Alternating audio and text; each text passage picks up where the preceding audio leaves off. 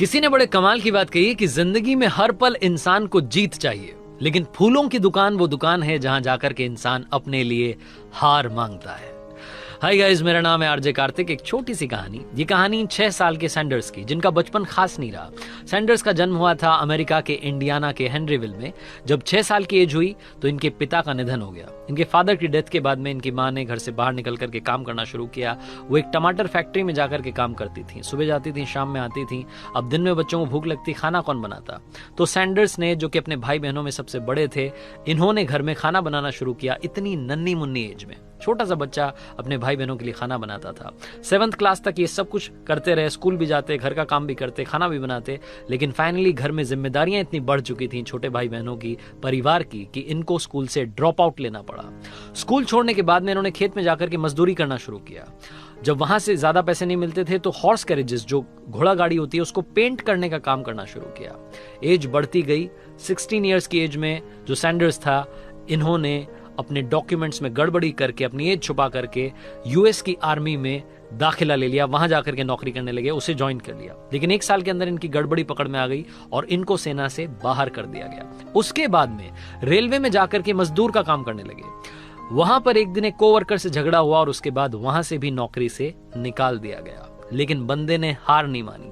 Sanders को लगा कि अभी भी मुझे काफी कुछ अचीव करना है।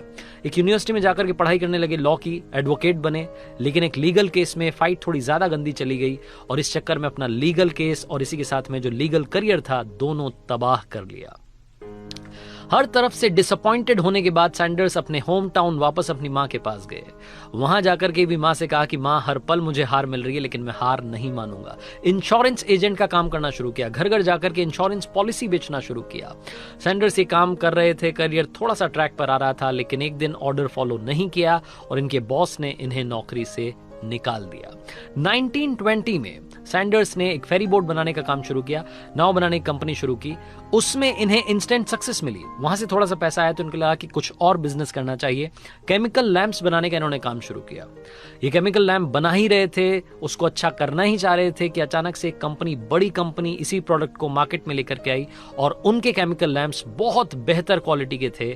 सैंडर्स को समझ में आ गया कि हम कहीं भी टिकने वाले नहीं है। सैंडर्स ने वो काम भी शुरू करने से पहले ही बंद कर दिया। 40 साल की जब एज हुई सैंडर्स की, तो इन्हें एक फ्यूल स्टेशन पर काम मिला। वहां जाकर के नौकरी करने लगे, थोड़ा बहुत पैसा आने लगा। लेकिन रिसेशन की वजह से वो फ्यूल पंप भी बंद हो गया। फॉर्चुनेटली कहिए, इनका भाग्य कहिए, उसी साल एक सर्विस स्टेशन इन्हें रेंट फ्री ऑफर के साथ में ऑफर किया किसी ने और कहा कि आप इसको चलाइए, जो भी आपकी सेल होगी उससे प्रॉफिट आप हमें शेयर कर लीजिएगा। इनको ये तो समझ में आ चुका था कि इस काम के भरोसे इनका काम नहीं चल पाएगा, तो सर्विस स्टेशन के पास में ही एक स्टॉल लगाई और जो बचपन से इनकी हॉबी थी कुकिंग की, उसे डेवलप करने लगे। फ्राइड चिकन इन्होंने वहां बनाना शुरू किया। जो भी वहां आता था उसको फ्राइड चिकन मुफ्त में खिलाते थे। मुफ्त में ये मील सर्व करने लगे और धीरे धीरे लोगों को स्वाद चढ़ने लगा। उसके बाद में सड़क किनारे अपना एक छोटा सा रेस्टोरेंट ओपन किया। वहां धीरे धीरे भीड़ जो थी बढ़ने लगी। एक बार एक गवर्नर वहां से निकले और उन्होंने जब ब्रेकफास्ट किया, जब उन्होंने फ्राइड चिकन खाया तो उनको मजा आ गया। उन्होंने कहा कि अब से इसका नाम जो है केंटकी कर्नल नाम है, और इसी नाम से वो जो डिश थी वो धीरे धीरे पॉपुलर होने लगी। उस रेस्टोरेंट को ये अच्छा खासा चला रहे थे। लेकिन एक दिन एक एम्प्लॉय से किसी का झगड़ा हुआ और उस झगड़े के चलते 4 साल के अंदर वो बंद हो गया। हार नहीं मानी। सैंडर्स ने फिर से एक और रेस्टोरेंट ओपन किया। लेकिन अब की बार अनफॉर्चुनेटली ये कहिए कि सब कुछ गलत हो रहा था। उस रेस्टोरेंट में आग लग गई और वो भी तबाह हो गया। एक बार फिर से सैंडर्स ने हार नहीं मानी और अब की बार 140 सीट्स वाला रेस्टोरेंट ओपन किया। लेकिन पता नहीं ऊपर वाला क्या चाहता था, वर्ल्ड वॉर सेकंड छिड़ी और वो भी बंद हो गया। लेकिन तब तक इनकी जो रेसिपी थी, इनकी जो डिश थी, जिसका स्वाद था चढ़ता चला जा रहा था, फ्राइड चिकन जिसे कि केंटकी कर्नल कहा जा रहा था, ये पॉपुलर हो चुका था। वर्ल्ड वॉर सेकंड खत्म होने के बाद में इनके पास इतने पैसे नहीं थे कि रेस्टोरेंट फिर से ओपन करते। तो इनके दिमाग में एक आइडिया आया कि क्यों ना इस रेसिपी को अलग अलग रेस्टोरेंट्स में जाकर के बेचा जाए और अगर वो खरीद लेते हैं तो फिर उनसे परसेंटेज लिया जाए। ये बहुत सारे रेस्टोरेंट्स में गए, जाते रहे, लेकिन इन्हें हर बार हार मिल रही थी। किसी ने भी उस रेसिपी को अप्रूव नहीं किया।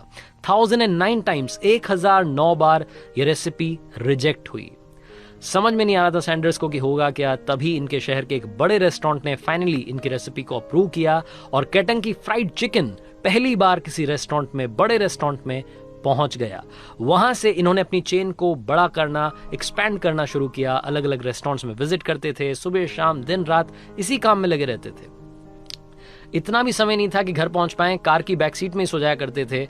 और सैंडर्स अपनी जिंदगी के उन संघर्ष के दिनों में अपने ब्रांड को बनाने में लगे हुए थे। 1964 तक KFC की 600 ब्रांचेस ओपन हो चुकी थी, एक कंपनी बन चुकी थी, केंटकी फ्राइड चिकन यानी कि KFC। 1969 में स्टॉक एक्सचेंज, न्यूयॉर्क के स्टॉक एक्सचेंज में ये नाम गूंजने लगा और सैंडर्स जो थे वो धीरे धीरे बहुत बड़े बिजनेसमैन बनते जा रहे थे।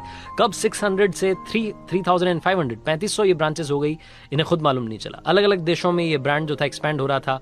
पहला इंटरनेशनल फास्ट फूड चेन बनी जो कि धीरे धीरे अलग अलग कंट्रीज में एक्सपैंड हो रही थी। यूएस के बाद में UK, कनाडा, मैक्सिको, जमैका, अलग अलग देशों में ये international fast food chain expand होती जा रही थी। 16 दिसंबर 1980, 16 दिसंबर 1980 जब सैंडर्स 90 साल के थे तब उन्होंने आखिरी सांस ली। और ये फैक्ट आपको बता रहा हूं कि उस वक्त जब उन्होंने आखिरी सांस ली, उनकी KFC जो थी दुनिया में 6000 जगहों पर, 6000 ब्रांचेस में पहुंच चुकी थी। 6000 ब्रांचेस KFC की हो चुकी थी। और आज की बात करूं, 2019 तक का डेटा बोलता है कि KFC की 24,000 से ज्यादा आउटलेट्स है।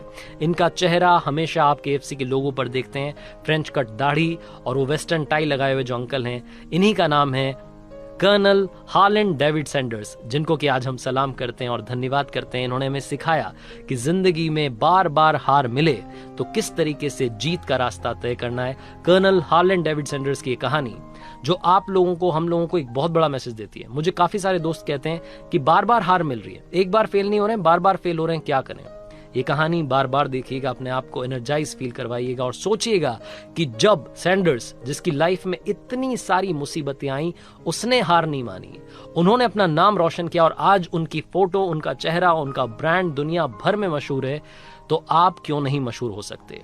अपने ऊपर यकीन रखिए। अगर हार लगातार मिल रही है तो हमेशा याद रखना, हारोगे नहीं तो सीखोगे कैसे, और सीखोगे नहीं तो जीतोगे कैसे। इसीलिए आरजे कार्तिक कहता है, कर दिखाओ कुछ ऐसा कि दुनिया करना चाहे आपके जैसा। हर सोमवार सुबह 9:30 बजे मेरे YouTube चैनल पर, Instagram हैंडल पर, Facebook पेज पर देखिए एक नई कहानी।